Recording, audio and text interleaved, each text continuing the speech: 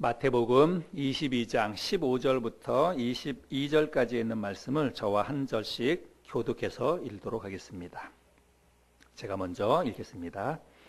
이에 바리새인들이 가서 어떻게 하면 예수를 말의 올무에 걸리게 할까 상의하고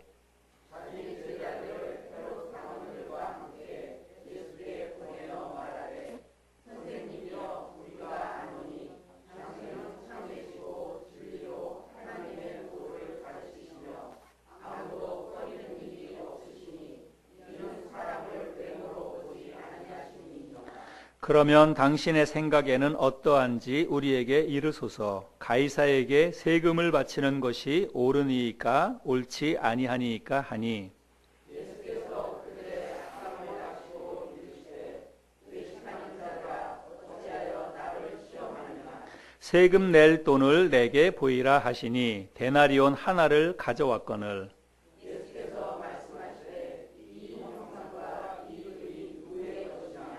이르되 가이사의 것이니이다. 이에 이르시되 그런즉 가이사의 것은 가이사에게 하나님의 것은 하나님께 바치라 하시니 예수를 떠나가니라. 아멘. 어떤 교회가 건축을 하고 새 예배당으로 이전을 해서 들어가게 되었답니다. 근데 그 교회 평상시에도 다양한 면에 있어서 큰 영향력을 미치고 있었던 한 장로님께서 새 예배당 입당을 맞이해서 그랜드 피아노 한 대를 기증을 했다네요.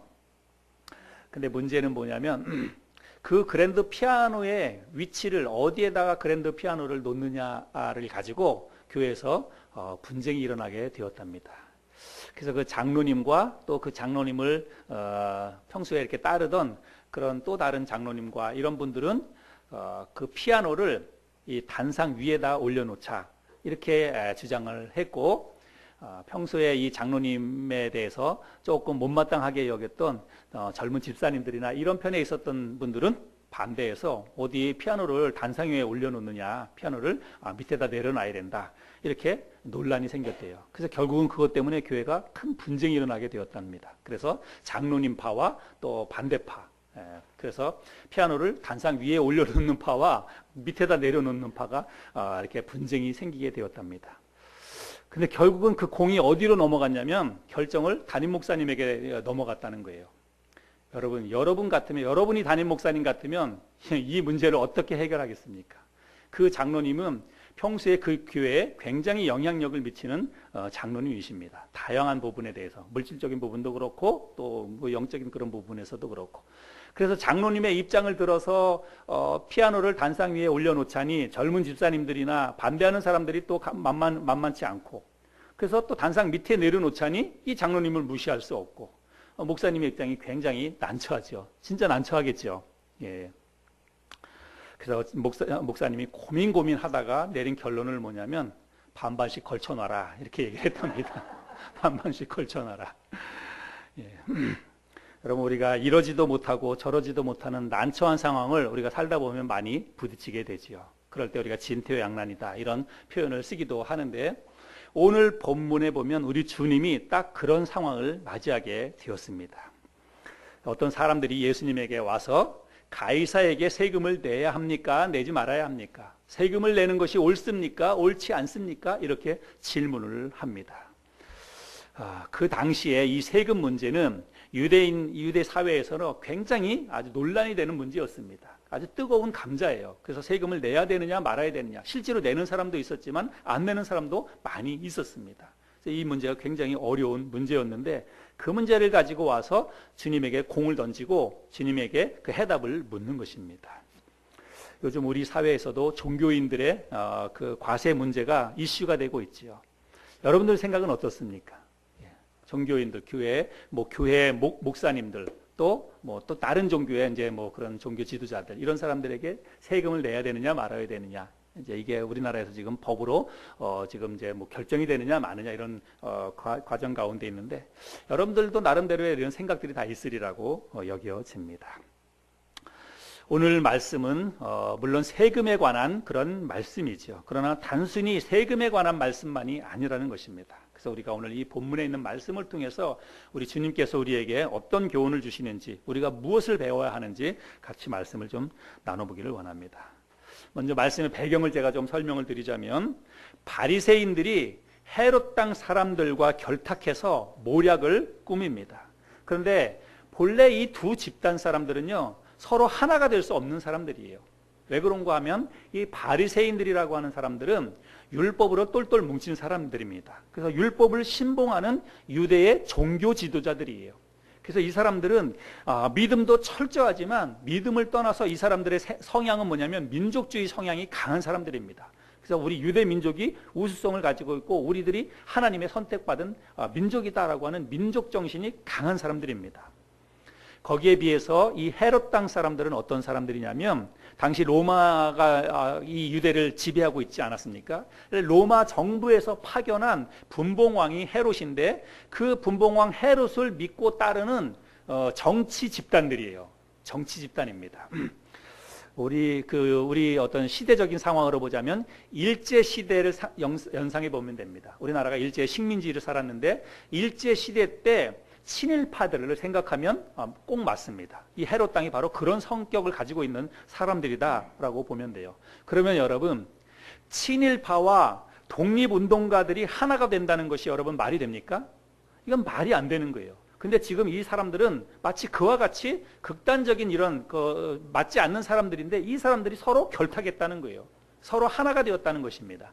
그러면 그 하나가 되는 이면 속에는 반드시 악한 의도가 숨어 있다는 것입니다. 마가복음 3장에 보면 예수님께서 안식일에 손 마른 사람을 고쳐준 사건이 있습니다. 그런데 그 사건을 두고 바리새인들이 그 당시에 헤롯 땅과 결탁해가지고 예수님을 죽이려고 했던 그런 내용들이 있습니다. 마가복음 3장 6절에 보면 바리새인들이 나가서 곧 헤롯 땅과 함께 어떻게 하여 예수를 죽일까 의논하니라. 그렇죠. 저 때도 바로 바리새인들이 헤롯 땅과 결탁해서 예수를 죽일 모략을 꾸몄다고 하는 것입니다.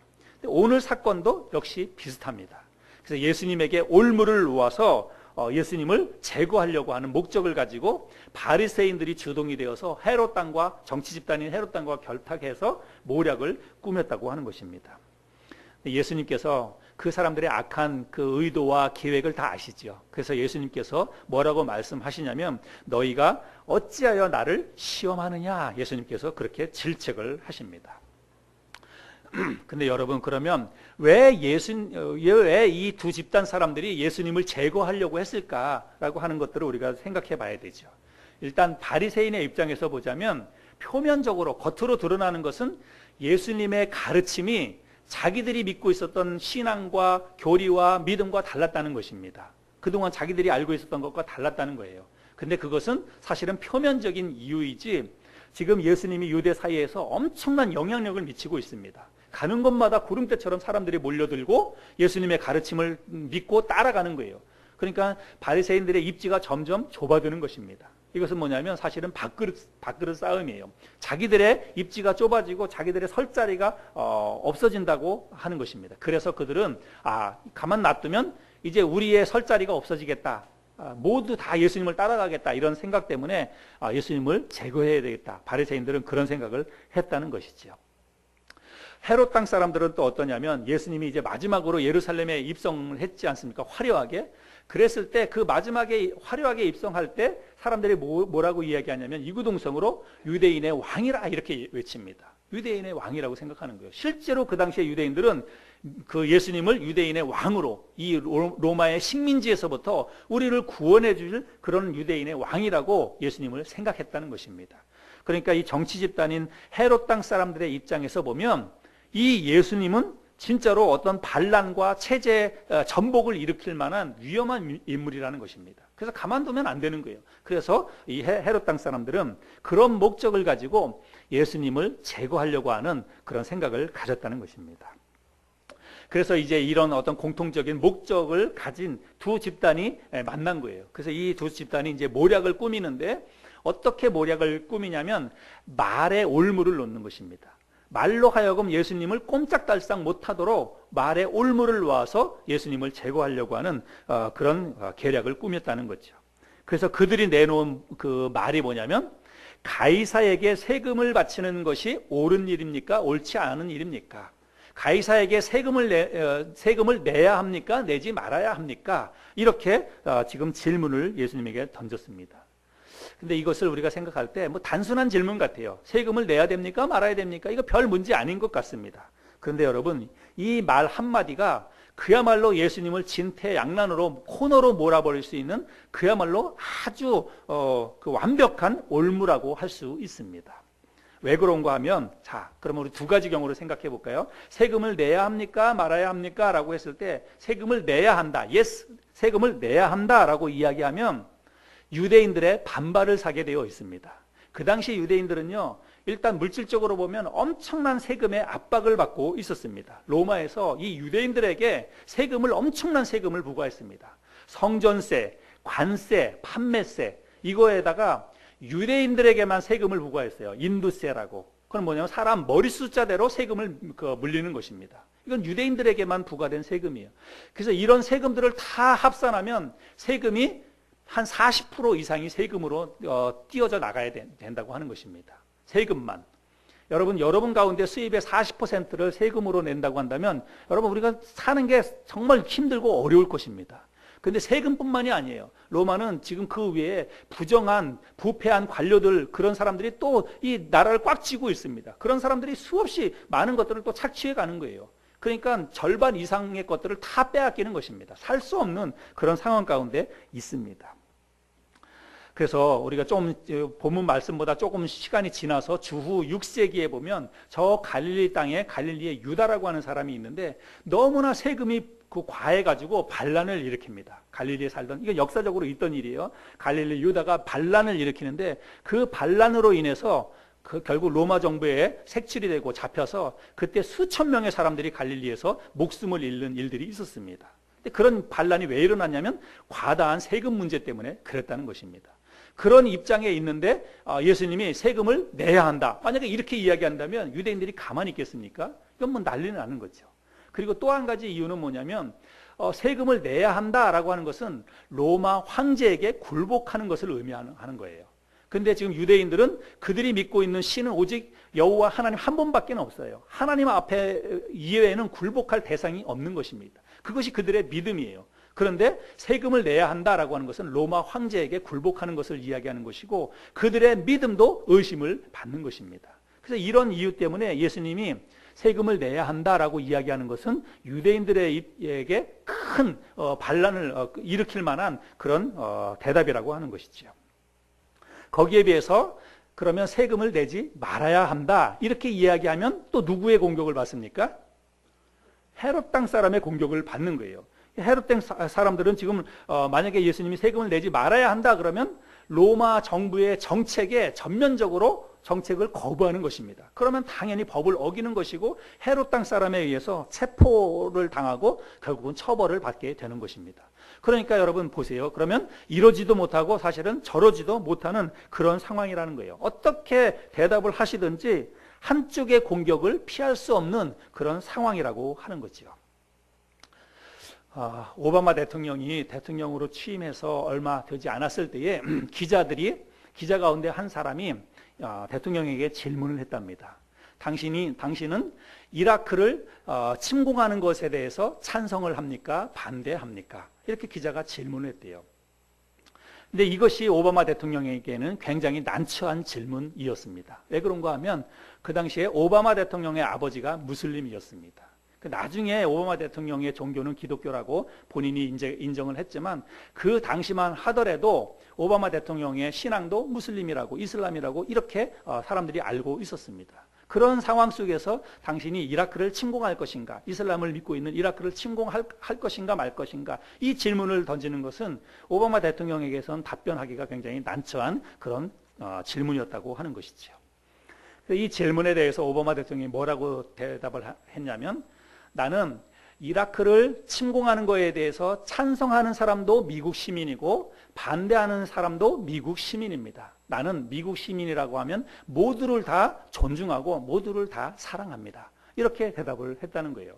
뭐 말장난 같기도 하고 언어 유희 같기도 하고 그렇지만 어쨌든 간에 양쪽의 입장을 다 고려하는 그런 지혜로운 답변이라고 생각이 됩니다.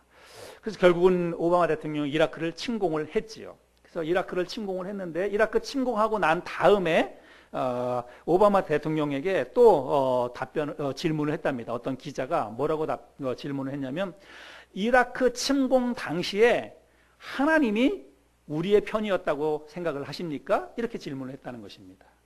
그때 오바마 대통령이 기자에게 한 대답은 뭐냐면 당신의 질문이 잘못되었습니다. 이라크 침공할 당시에 하나님이 우리 편이었는가라고 질문하지 말고 우리가 누구의 편에 서 있었는가 이렇게 질문해야 맞습니다. 이렇게 대답을 했다는 것입니다. 대답하기 굉장히 어려운 질문이지만 지혜롭게 그 어떤 상황들을 잘 넘어간 것을 볼 수 있지요. 예수님께서 이렇게 정말 난처한 상황 가운데에서 예수님이 이제 대답을 하시는데 예수님이 대답을 하시기 전에 뭐라고 말씀하시냐면 데나리온 하나를 나에게 가져와라 이렇게 이야기합니다. 그 데나리온은 지금 유대 사회에서 통용되는 화폐인데 로마 정부에서 발행한 화폐입니다. 동전입니다. 은전입니다. 그리고 그 당시에 세금을 낼 때 공용적으로 쓰였던 그 동전이 은전이에요. 그 데나리온이라고 하는 것입니다. 그거 하나를 가져오라고 이야기하고 그 은전에 새겨져 있는 그 형상을 보면서 이 형상과 이 동전에 새겨져 있는 이 글이 누구의 것이냐? 예수님께서 그렇게 질문을 하십니다. 여러분 제가 데나리온을 그림으로 한번 보여드려 볼게요. 여기 앞에 그림에 보이는 것이 이게 데나리온입니다. 여기에 있는 이 황제가 있는데 이 황제는 티베리우스 황제입니다. 티베리우스 황제. 그리고 저 이제 뺑 둘러 이렇게 글이 쓰여져 있고 저쪽 왼쪽에 있는 것은 황제의 어머니예요. 황제 어머니의 그 형상이고 이쪽에 있는 것은 티베리우스 황제입니다. 그리고 여기에 이제 글이 뭐라고 쓰여져 있냐면 티베리우스 아우구스투스의 신적인 아들 이렇게 쓰여져 있답니다. 그래서 티베리우스 그 로마 황제의 형상이 새겨져 있는 거예요. 황제의 형상. 그래서 우리가 갈릴리 바다를 우리가 뭐라고 그러냐면 갈릴리 바다라고 이야기하기도 하지만 성경에 디베랴 바다라고 이야기하지요. 그건 뭐냐면 바다 이름도 창씨 개명이 된 거예요. 황제의 이름을 따서 티베리우스의 이름을 따서 디베랴 바다라고. 그러니까 로마가 그만큼 유대 사회를 지금 지배하고 있다는 것을 보여주는 것이죠. 그래서 황제의 형상이 새겨져 있는 저 은전을 가지고 이제 세금을 내야 했다는 것입니다. 그것을 보여달라고 주님이 얘기하시면서 여기에 있는 형상과 여기에 있는 글이 누구의 것이냐라고 예수님이 질문을 하십니다. 그러니까 사람들이 뭐라고 이야기하냐면 가이사의 것입니다. 가이사, 시저, 황제 이런 뜻이죠. 그래서 황제의 것입니다. 이렇게 답변을 해요. 그러니까 예수님께서 뭐라고 말씀하시냐면 그러면 가이사의 것은 가이사에게 그리고 하나님의 것은 하나님께 바치라. 예수님께서 그렇게 답변을 하십니다. 그렇게 예수님께서 대답을 하시자마자 바리새인들과 헤롯 땅 사람들이 한마디도 대답하지 못하고 그 예수님의 대답에 놀랍게 여기면서 경탄을 하면서 그 자리에서 물러갔다라고 성경이 기록하고 있습니다. 그건 뭘 얘기하는 거냐면 그들이 지금 예수님을 공경에 빠뜨리려고 질문을 던졌는데 예수님의 대답은 어느 한쪽에도 걸리지 않는다는 거예요. 바리새인 쪽에도 걸리지 않고 헤롯 땅 사람들에게도 걸리지 않은 아주 지혜로운 그런 대답이었다는 것입니다. 양쪽 사람들이 다 한마디도 거기에 대해서 반론을 제기할 수 없었다는 거예요. 그만큼 이 말씀, 예수님의 말씀이 지혜로운 말씀이었다라고 하는 것입니다. 자, 그러면 여러분 가이사의 것은 가이사에게 하나님의 것은 하나님께 바치라. 예수님의 대답은 그거였는데 여러분 결국은 세금을 내란 말이에요? 내지 말란 말이에요? 여러분 어떻게 하란 말입니까? 예수님의 대답은 지금 어떻게 하라는 말이에요? 예, 세금을 내란 말입니다. 세금을 내란 말이에요. 그러면 우리의 입장에서는 세금을 내라 이렇게 이야기하는 것은 지금 누구 편을 드는 거예요? 헤롯 땅 편을 드는 거예요. 그죠? 예, 헤롯 땅 편을 세금을 내라 이것만 보면 헤롯 땅 편을 드는 것입니다. 근데 결국은 헤롯 땅의 편을 드는 것이 아니라고 하는 것입니다. 그 말을 이제 설명을 드리겠습니다. 지금 유대 사회는 로마의 지배를 받고 있습니다. 그러나 유대 사회가 로마의 지배를 받고 있기는 하지만 그것도 역시 여러분 뭐예요? 하나님의 섭리와 하나님의 계획 속에서 지금 일어나는 일들입니다. 하나님께서 이스라엘 민족이 하나님의 말씀을 배반하고 떠나고 하나님으로부터 멀리 떨어졌을 때 하나님께서 역사적으로 아시리아라든지 바벨론이라든지 이런 제국들을 일으켜서 채찍으로 이스라엘 민족을 지금 다스리고 있는 거예요. 지금 그런 상황 속에서 바벨론의 뒤를 이어서 로마가 이스라엘 나라를 지금 지배하고 있는 것입니다. 그래서 그냥 표면적으로 보면 정치적인 그런 상황 속에서 이스라엘이 힘을 잃어서 로마의 지배 가운데 들어갔지만 사실은 하나님의 섭리와 주권 가운데서 지금 이런 일들이 일어나고 있다는 사실입니다. 그래서 예수님이 하시는 말씀은 로마의 정부를 인정하라는 거예요. 그리고 황제나 로마 정부가 세운 법을 너희가 지금 지키고 따라야 된다라고 하는 것입니다. 그 표면적인 그 뒷면에는 하나님의 계획과 섭리가 다 있기 때문에 그렇다는 것입니다. 여러분 로마서 말씀을 한번 좀 찾아보시기 바랍니다. 로마서 13장에 보면 로마서 13장 예수님의 이런 말씀은 이제 사도 바울도 그 말씀의 의미를 정확히 깨닫고 로마서 13장에서는 이제 이렇게 말씀을 하지요. 로마서 13장 1절 2절 보면 각 사람은 위에 있는 권세들에게 복종하라.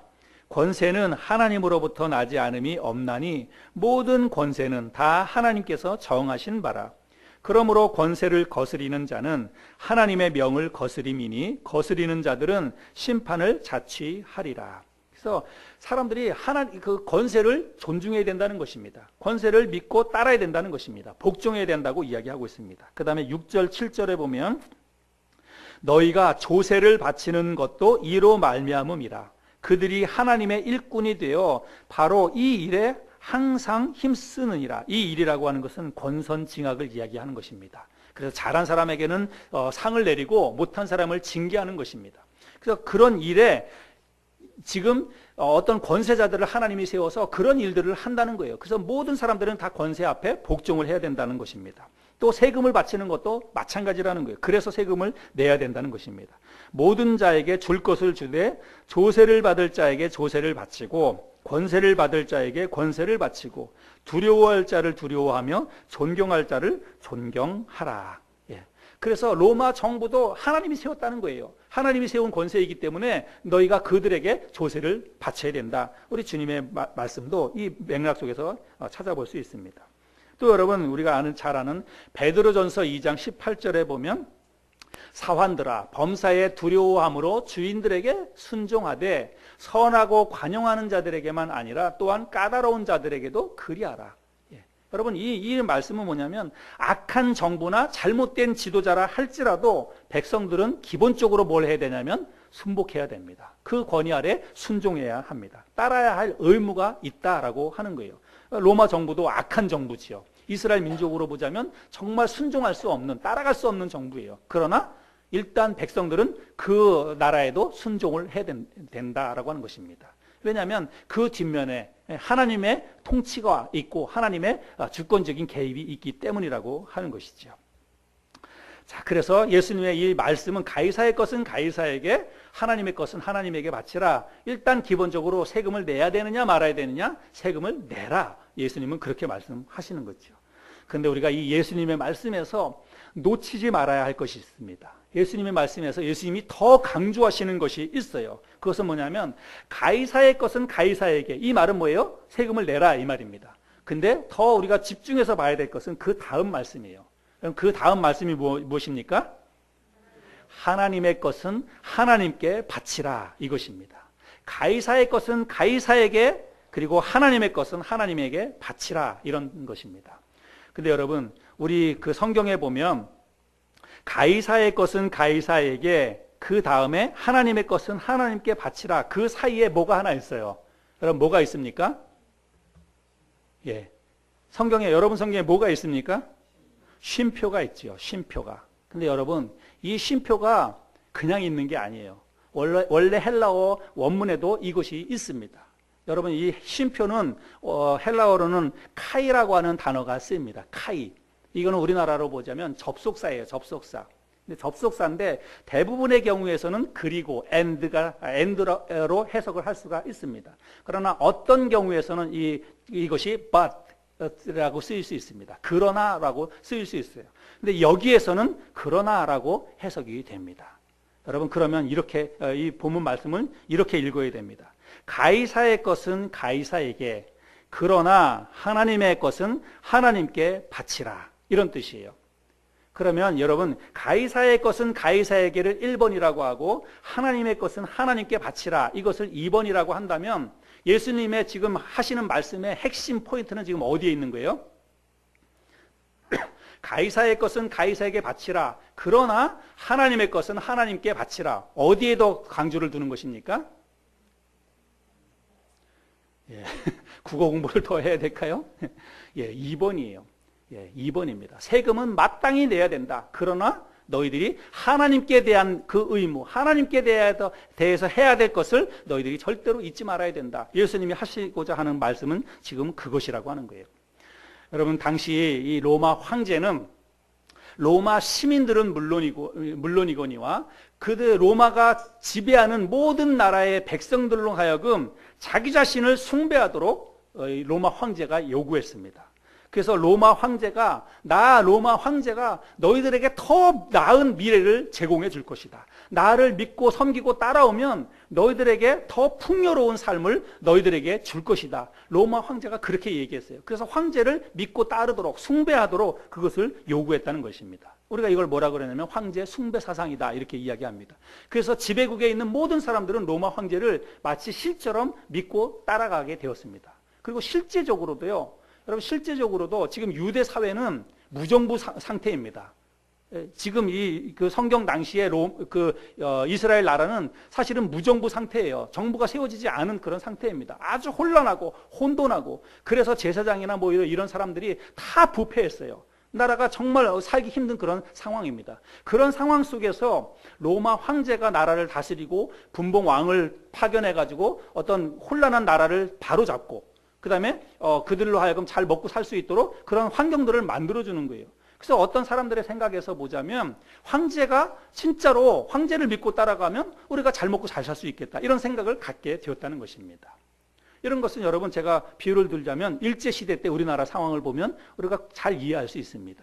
일제 식민지 사는 것은 굉장히 힘들고 어렵지만 여러분, 사실적인 어떤 그런 면에서 보자면 일제가 우리나라에 들어와가지고 우리나라의 근대식 건물들을 많이 지었습니다. 지금도 그런 건물들이 많이 있죠. 그때 도로를 닦아주고 전기를 끌어오고 이런 모든 것들은 일제가 그런 일들을 했습니다. 그런 상황을 보면서 우리나라 사람들 가운데에서는 진짜 일본의 천황이 우리에게 이런 혜택을 주는구나. 일본 천황이 정말 우리 그 천황을 잘 믿고 따라가면 우리가 더 잘 먹고 더 잘 살 수 있겠구나. 이런 생각들을 충분히 할 만한 상황이었다는 거예요. 그래서 어떤 사람들은 실제로 그렇게 해서 일본 천황을 떠받들고 그렇게 했지요. 근데 그 중에 또 깨어있는 사람들은 그것은 매국노라고 하는 그런 생각을 가지고 절대로 일본 천황 앞에 무릎 꿇지 않겠다. 천황을 인정할 수 없다. 그렇게 생각했던 사람들도 있었지요.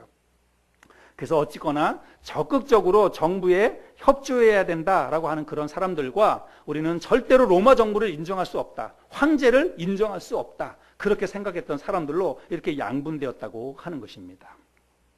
근데 예수님의 말씀은 로마 정부나 황제를 인정하고 법적인 의무를 너희들이 다 해야 된다. 예수님의 첫 번째 말씀은 그거예요. 가이사의 것은 가이사에게. 이 말은 뭐냐면 지금 우리가 그 로마 정부가 우리를 다스리고 우리를 지배하고 있기는 하지만 그 로마 정부도 인정해야 된다는 것입니다. 그들이 세운 법에 너희들이 권위에 순복해야 한다는 거예요.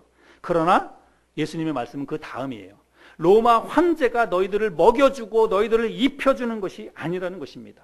너희들의 삶의 주인은 황제가 아니라 너희들의 삶의 주인은 살아계신 하나님이라는 거예요. 그 하나님을 절대로 잊으면 안 된다는 것입니다. 그래서 실제적으로 그 가이사에게 바쳐야 될 그런 세상적인 의무도 다 해야 되지만 너희들이 정말 중요한 것은 황제가 너희를 먹여 살리는 것이 아니라 하나님이 너희를 먹여 살리는 것이다. 그러므로 하나님께 대한 의무를 절대로 잊지 말아라. 하나님께 너희들이 드려야 될 것을 빼먹지 말고 하나님께 드려야 될 것을 더 충실하게 잘 드려라.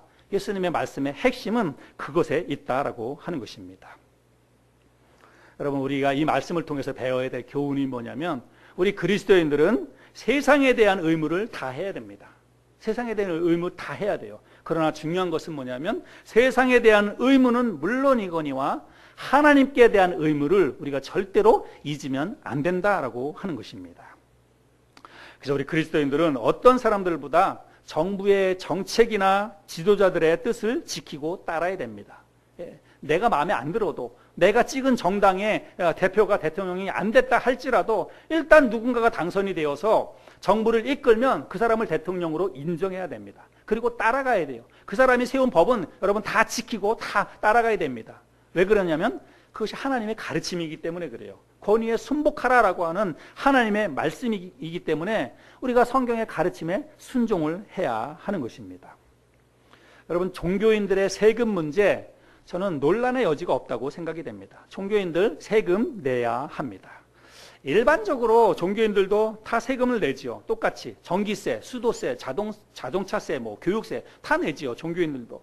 근데 이제 문제는 뭐냐면 그런 세금을 얘기하는 게 아니죠. 뭘 얘기하냐면 교회에서 받는 생활비, 그걸 뭐 이제 사례비라고 하든지, 교회에서 목회자들이 받는, 일반 성도들이 아니라 목회자들, 그다음에 뭐 어떤 불교로 보자면 불교의 무슨 스님들, 이런 사람들이 뭐 그 어떤 이제 종교에서 주는 그런 어떤 생활비라든지 사례비라든지, 교회로 보자면 목회 사례비, 그걸 생활비라고 표현할 수도 있고, 또 뭐 목회 활동비, 뭐 이런 게 될 수도 있겠고, 그런 것에 대해서 세금을 내야 되느냐 내지 말아야 되느냐, 이 문제죠. 종교인들의 과세 문제는 바로 그 문제입니다. 근데 이제 문제는 뭐냐면, 그러면 그것을 목회자들이 교회에서 받는 생활비를, 그거를 생활비에 대해서 세금을 내느냐 말아야 되느냐, 이 문제는 뭐냐면 목회를 일로 보느냐, 목회하는 것을 그냥 여러분들이 직장 생활하는 것처럼 직장 생활로 여겨서 일 혹은 노동, 근로로 보느냐, 아니면 목회를 성직으로 보느냐, 그것에 따라서 이제 달라지는 것입니다. 그래서 목회하는 것을 단지 그냥 먹고 살기 위한 생활의 방편으로 목회를 하는 것이냐, 아니면 그것을 진짜 하나님의 어떤 거룩한 일, 성직으로 여기느냐에 따라서 세금을 낼 수도 있고 안 낼 수도 있고, 과세를 찬성할 수도 있고 반대를 할 수도 있고, 그렇다는 것이죠. 그래서 목회를 성직으로 여기는 사람들은 과세를 반대합니다. 이거는 내가 먹고 살기 위해서 하는 것이 아니라 하나님의 거룩한 일을 하는 것이기 때문에 여기에는 세금을 물릴 수 없다, 이렇게 생각을 합니다. 그리고 그렇게 생각하는 이제 목사님들이 이제 어떤 성경적인 근거로 가지고 있는 그런 성경 가운데 에스라 말씀이 있습니다. 에스라 7장 24절 25절 보면, 여러분 에스라는 우리가 잘 알지요. 바벨론 포로에 잡혀갔다가 포로에서 귀환한 이후에 다시금 하나님의 말씀으로 돌아가서 우리가 말씀에 순종하고 하나님의 말씀으로 나라를 세우자 해서 어떤 그런 신앙의 회복을 일으켰던 사람이 에스라입니다. 그 에스라가 이스라엘 백성들을 모아놓고 하는 말씀이 에스라 성경인데, 여기에 이런 말씀이 있죠. 내가 너희에게 이르노니 제사장들이나 레위 사람들이나 노래하는 자들이나 문지기들이나 느디님 사람들이나 혹 하나님의 성전에서 일하는 자들에게, 하나님의 성전에서 일하는 자들, 결국 저 사람들이 다 오늘날로 보자면 목회자들이에요. 그런 사람들에게 조공과 관세와 통행세를 받는 것이 옳지 않으니라 하였노라. 25절, 24절만 있네요. 이 말씀에 보면 성전에서 일하는 사람들에게는 세금을 부과하는 것이 옳지 않다, 에스라가 지금 그렇게 이야기를 하고 있습니다. 그래서 이런 구절들을 보면서 근거로 해서 목회자에게 생활비로 받는 생활비에 대해서 세금을 부과하는 것은 옳지 않다, 이렇게 이제 주장을 하는 거죠. 거기에 반해서 또 이제 어떤 목사님들은 세금 내는 문제도 찬성을 하는 그런 분들이 있습니다. 그런 사람들은 어찌됐든지 간에 수입이 있으니까 그 수입에 대해서 세금을 내야 된다, 그렇게 생각을 하는 것이죠. 그래서 그런 사람들은 과세 찬성입니다. 저는 이 말씀을 묵상하고 말씀을 준비하고 꼭 이 말씀뿐만이 아니라 요즘 하도 이게 종교인들의 과세 문제에 대해서 이제 뭐 논란이 있으니까 저도 저 나름대로 한번 생각을 해보았습니다. 나는 이 부분에 대해서 나는 어떤 입장일까 생각을 해봤어요. 제가 생각해 보니까 저는 찬성의 입장입니다. 종교인들도 세금을 내야 된다. 특별히 생활비로 받는 것에 대해서도 세금을 내야 된다. 제가 이제 그렇게 나름대로 생각을 합니다. 제가 왜 그런 생각을 했냐면, 교회가 작으니까 세금 내라고 해봤자 얼마를 내라고 하겠어요. 제가 별로 낼 게 없으니까 나는 찬성이다, 그런 입장이냐면 그것은 아닙니다. 오늘 이 본문 말씀해 보면 예수님께서 그렇게 말씀하셨어요. 가이사의 것은 가이사에게. 예, 세상에서 그런 걸 뭘 요구한다 그러면 그건 당연히 내야 된다. 예수님이 그렇게 말씀하셨잖아요. 가이사의 것은 가이사에게 그렇게 말씀을 하셨습니다. 근데 우리가 생각해 봐야 될 것이 있습니다. 여기에서 예수님께서 가이사의 것은 가이사에게 이렇게 말씀을 하셨는데, 여기에 가이사의 것 그리고 하나님의 것 이렇게 말씀하고 있는데, 여기 의 것이라고 하는 것은 원래는 번역하면 이렇게 해야 돼요. 누가 주는 것 이렇게 해야 됩니다. 그러니까 이 말은 가이사가 주는 것은 가이사에게 드리고 하나님이 주는 것은 하나님께 바치라, 이런 뜻이에요.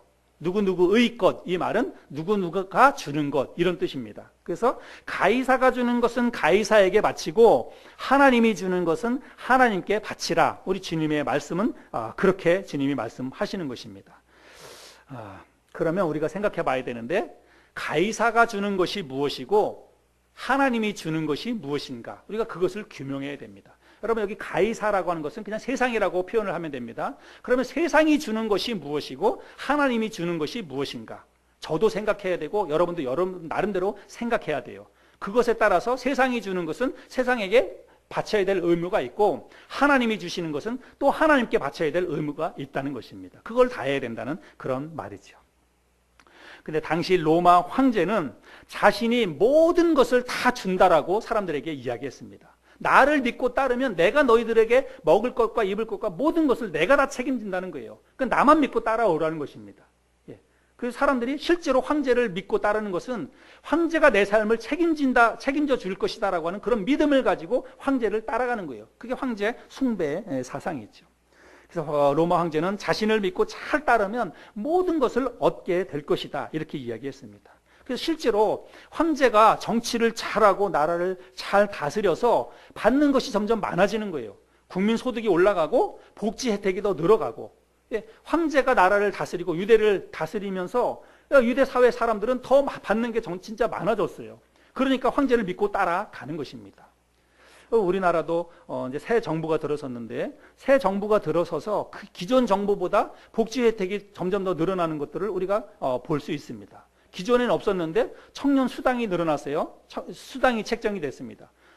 청년들에게도 이제 10만 원씩 이게 수당을 지급을 하고, 또 예전에는 없었는데 아이들 갓난아기 태어나면 아이들 육아 수당으로 또 10만 원씩 지급이 되기도 하고, 노령연금도 옛날에 20만 원 받던 거 25만 원씩 늘어나기도 하고. 그래서 어떤 나라의 대통령이 집권을 해가지고 나라를 잘 다스리고 경제를 잘 운영을 하면 실제로 국민들에게 혜택이 다 돌아갑니다. 그렇죠? 근데 우리가 그럴 때 생각해야 될 것은 뭐냐면, 지도자가 나라를 잘 다스리고 지도자가 이 어떤 국정 운영을 잘 하니까 우리가 이런 혜택을 받는구나, 우리가 이런 더 좋은 이런 환경 속에서 사는구나, 이렇게 생각을 할 수 있어요. 근데 여러분, 그럼에도 불구하고 우리가 놓치지 말아야 될 것은, 그것은 지도자가 우리에게 주는 게 아니라는 것입니다. 정말 그 지도자를 하나님께서 세우셨고, 하나님께서 이 나라의 모든 한 가정뿐만이 아니라 한 나라와 또 한 나라의 어떤 지도자와 이런 사람들을 하나님이 축복하시고 하나님이 복을 주셔서 나라가 다 잘 되는 거예요. 그래서 우리는 기본적으로 한 사람에게 집중하는 것이 아니라 그 사람을 복주시고 한 가정을 복주시는 그 뒷면에는 하나님의 놀라운 섭리와 하나님의 축복이 있다는 것입니다. 우리 그리스도인들이 그걸 다 알아요. 그래서 우리는 그 어떤 좋은 지도자, 우리에게 큰 영향력을, 좋은 것들을 주는 그 지도자에 대해서도 감사하고, 그 지도자에 대해서도 해야 할 의무를 다하고, 국가에 대해서 의무를 다해야 되지만, 동시에 그 사람 때문에 내가 잘 먹고 잘 사는 게 아니라는 것을 우리가 그리스도인들은 인정해야 된다는 것입니다. 하나님이 지금 우리의 가정을 복주셔서, 우리의 사업체를 복주시고, 우리 교회와 그리고 우리 나라를 복주셔서 우리가 지금 날마다 사는 게 더 나아진다, 이런 믿음을 가져야 되는 거예요. 우리에게 그런 믿음이 있잖아요. 그러면 우리가 하나님께 대한 의무를 그 순간에 더 잘 해야 된다라고 하는 것입니다. 우리가 이거를 놓치지 말아야 한다는 거예요. 그래서 여러분, 우리가 삶의 주인이 내가 아니라고 하는 사실들을 기억해야 됩니다. 내가 물론 열심히 노력하고 열심히 공부하면 그러면 내가 더 누리는 혜택이 많아지고 더 많은 것들을 우리가 얻게 됩니다. 그런데 우리가 그 순간에 그러면 어떤 생각을 하게 되냐면, 내가 열심히 해서, 내가 잘해서 이것을 얻게 됐다. 이것은 내 것이다. 이런 생각을 하게 되는 거예요. 근데 여러분, 절대로 우리가 그런 교만에 빠지면 안 됩니다. 마치 이런 것과 같아요. 제가 비유를 들자면, 여러분, 집에서 어떤 아이가, 집에 있는 아이가 자기 방에 들어가서 자기 방을 너무 지저분하게 쓰는 거예요. 너무 지저분하게 쓰니까 엄마나 아빠가 이야기합니다. 방 좀 제발 좀 청소 좀 하면서 살라고, 정리정돈 좀 하면서 살라고, 이렇게 부모님이 얘기하지요. 여러분, 우리 가정에서 다 일어나는 일이잖아요, 지금. 그렇게 이야기하면 애가 뭐라고 얘기하냐면, 너무 잔소리한다고, 내 방이니까 내 맘대로 할 테니까 좀 제발 간섭하지 말라고, 내 방이니까, 지저분해도 내 방이니까 잔소리하지 말라고 내 맘대로 하게 놔두라고, 그러면서 문을 쾅 닫아버립니다. 잠궈버립니다. 그 나중에 엄마 아빠가 들어가가지고 막 정리 좀 하려고 하고 그러면 내 방에 들어오지 말라고, 내 방이라고. 그런 경우들 있지요. 근데 여러분, 잘 생각해 보세요. 물론 그 아이가 쓰는 방은 그 아이의 방입니다. 근데 여러분, 엄밀한 의미에서 생각해 보세요. 그 방이 그 아이 것입니까? 지금 그 아이가 쓰고 있는 그 방이 그 아이 것이에요? 여러분, 그 집 자체가 누구 것입니까? 부모님의 집이에요. 아버지의 집입니다. 아버지의 집이고, 아버지가 그 자기 집 안에 있는 한 공간인 그 방을 그 아이에게 쓰도록 허락을 해준 거예요. 그 부모님이 허락을 해줬기 때문에 그 방을 자기 방이라고 쓰는 것입니다. 그럼 마치 이와 같아요. 우리가 이 세상에서 내가 열심히 노력하고 열심히 살면 더 많은 것들을 누립니다. 그러나 여러분, 그게 내 것이에요? 하나님이 허락하시지 않고 하나님이 복을 주시지 않으면 우리는 아무것도 누릴 수 없어요. 내 집 자체가 없는 사람들입니다. 근데 우리는 마치 내 방 하나를 탁 차지하고서 그게 내 것인 양, 내 방이라고 생각하고 들어오지 말라고, 부모님은 간섭하지 말라고 이렇게 하는 거하고 똑같아요. 여러분, 우리의 가정도, 그리고 우리의 교회도, 한 국가도 여러분 내 삶의 주인이 될 수 없다는 사실을 기억하셔야 됩니다. 내 삶의 주인이 누구냐? 내 삶의 주인은 가이사가 아니라 내 삶의 주인은 하나님이라는 거예요. 근데 지금 이 사람들이 지금 로마 황제가 와서 다스리고 그들에게 더 많은 혜택을 주고 그러면서 어떤 사람들은 황제를 믿고 따라가는 것입니다. 그러니까 사람들이 갈등이 생기는 거예요. 진짜 황제를 믿고 따라가면서 황제에게 세금을 내야 됩니까? 말아야 됩니까? 이게 갈등이 되는 거예요. 근데 하나님께서, 예수님께서 이것에 대해서 명쾌하게 결론을 내려주시는 것입니다. 물론 황제가 너희들에게 복을 주는 게 있다. 황제가 너희들에게 주는 것이 있다. 그것에 대해서는 너희가 의무를 다해라. 그러나 그 뒷면에 그러나예요. 콤마가 뭐냐면 그러나예요. 그러나 하나님의 것은 하나님께 드리라. 너희들의 삶의 주인은 황제가 아니라 너희들의 삶의 주인은 하나님이라는 거예요. 그 하나님을 절대로 잊지 말고 하나님께 대한 의무를 다하라라고 하는 것입니다. 그래서 저는 개인적으로 여러분 목회만 성직입니까? 저는 목회만 성직이라고 생각 안 해요. 여러분이 하고 있는 모든 일이 다 성직입니다. 정말 하나님이 맡겨주신 일이기 때문에 거룩한 일이잖아요. 그게 먹고 살기 위한 방편만이겠습니까? 그것을 통해서 우리가 얼마나 더 많은 하나님의 일을 할 수가 있습니까? 그러니까 우리가 하고 있는 모든 일이 다 성직이에요.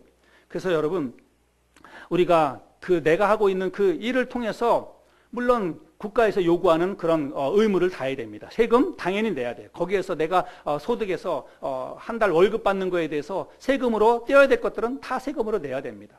그러나 동시에 정말 내가 열심히 일해서 받은 수입이긴 하지만 그 수입도 하나님의 영역 속에 있다는 사실을 절대로 잊지 말아야 됩니다. 그래서 우리는 내가 국가에서 요구하는 세금은 우리가 의무적으로 다 냅니다. 여러분들 세금 다 내잖아요. 그죠? 억울하기도 하고 때로는 세금을 너무 많이 낸다고 하는 이런 생각도 들지만 어쨌거나 법으로 정했기 때문에 안 내면 과태료는 물잖아요. 그러니까 세금을 냅니다. 근데 여러분, 그 국가에서 요구하는 세금만 낼 뿐만 아니라 우리는 하나님께 대한 의무를 잊어버리면 안 된다는 거예요. 내 삶의 주인이 내가 아니라, 내가 열심히 일해서 사업 잘해서 돈 번 것이 아니라 하나님이 복을 주셨기 때문에 내가 이만큼이라도 수입이 생겼다라고 하는 사실을 잊지 말고 하나님께 의무를 다해야 된다라고 하는 것입니다. 오늘 주님의 말씀의 핵심은, 우리의 가르침은 그곳에 있다라고 하는 것입니다. 그래서 저는 지금은 법으로 정해지지 않았지만 나라에서 목회자들에게 어떤 종교인들에게 과세를 법으로 정한다. 그러면 당연히 따라야 돼요. 아직까지는 법으로 정해지지 않았기 때문에 그렇지 않지만 법으로 정해서 목회자 종교인들에게 과세를 물려야 된다라고 해서 정하면 그러면 아무 소리 말고 따라야 됩니다. 그건 당연한 거예요. 하나님께서 성경을 통해서 우리에게 그런 것들을 가르쳐 주셨기 때문입니다. 그래서 종교인들의 과세 문제, 이건 뭐 왈가왈부할 필요가 없는 거예요. 그냥 법으로 정하면 따라가고, 법으로 안 정하면 그럼 그 순간에는 그냥 뭐 세금을 내려고 해도 뭐 근거가 없으니까 그거는 뭐 낼 수 없는 일이고. 그래서 하여간 정해지는 대로, 법으로 정해지는 대로 그렇게 해야 된다라고 하는 것입니다. 그래서 우리가 하나님께서 우리에게 요구하시는 것이 무엇인지를 1차적으로 우리가 잘 기억을 해야 하는 것이죠. 오늘 이 본문 말씀에서 우리들이 하나님께서 우리에게 주시는 교훈은 뭐냐면 네 삶의 주인이 누군지를 분명히 하라는 것입니다. 그거 분명히 잊지 말고 기억하라는 거예요. 네 삶의 주인이 가이사가 아니라 바로 하나님이라고 하는 사실입니다. 그래서 가이사의 것은 세상으로부터 받은 혜택이 있다면 그것에 대해서는 응당 의무를 다하고, 그러나 하나님이 너에게 주는 그 놀라운 은혜들을 너희들이 절대로 잊지 말고 세상에서의 의무를 다하듯이 하나님께 대한 의무도 잊지 말고 하나님께 드리라는 거예요. 여러분, 우리가 교회 와서 하나님 앞에 물질을 드리죠. 헌금을 하지요. 오늘 본문 말씀의 표현으로 보자면 하나님께 드리는 헌금은요, 하나님께 내는 세금과도 같아요. 의무입니다. 지금 세금은 의무잖아요. 가이사의 것은 가이사에게, 하나님의 것은 하나님에게. 가이사에게 드릴 세금, 의무는 그건 나름대로 다 하고 하나님께 드릴 의무도 있다는 것입니다. 그것도 너희들이 빼놓지 말고 하나님께 드리라, 그렇게 말씀을 하고 있습니다. 오늘 우리가 함께 나눈 말씀을 잘 기억하면서 내 삶의 주인이 난지, 내 삶의 주인이 가이사인지 난지, 아니면 진짜 하나님이라고 내가 믿고 있는지, 그것을 잘 기억하고 내가 정말 내 삶의 주인이 하나님이라고 믿는다면 하나님께 대한 의무도 우리가 빼놓지 않고 잘 할 수 있는 저와 여러분들이 될 수 있기를 바랍니다. 기도하겠습니다.